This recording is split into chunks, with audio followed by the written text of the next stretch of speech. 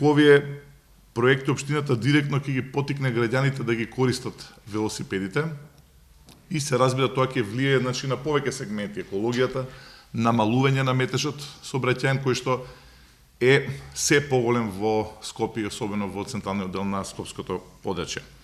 Значи, трета година поред, сакам да најавам дека продолжува да функционира проектот Цел центар на Точак. Ова е, како што кажав, трета година поред и од денеска граѓаните ќе можат да се пријават за субвенции за добивање велосипеди. Во текот на ова година ќе може да се потрошат средства, значи издвоивме во буџетот средства од висина од 2.800.000 денари. Ќе субвенционираме, како што знаете, од претходните 2 години 30% од вредноста на велосипедите, но се разбира тоа да не надминува над вредноста, да не биде над 3.000 денари.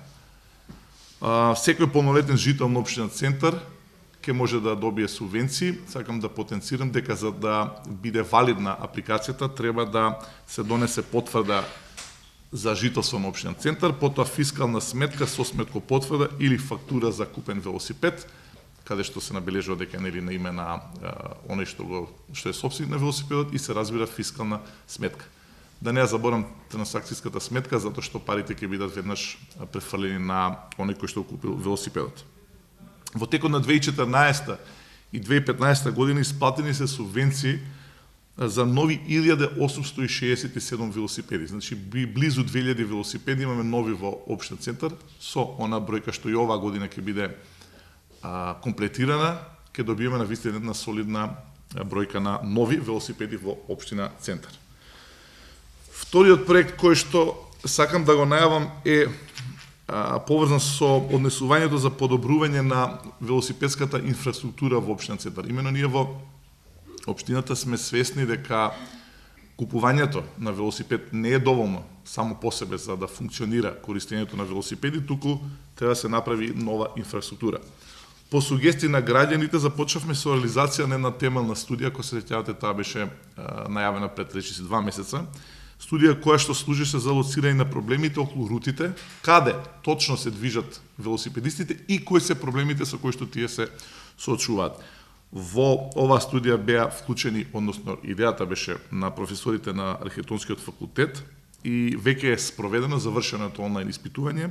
Истражување имаше 800 корисници и според добиените резултати високи, за мене дури неверојатни 96,7% од испитаниците кои возат велосипед поминуваат низ општина Центар.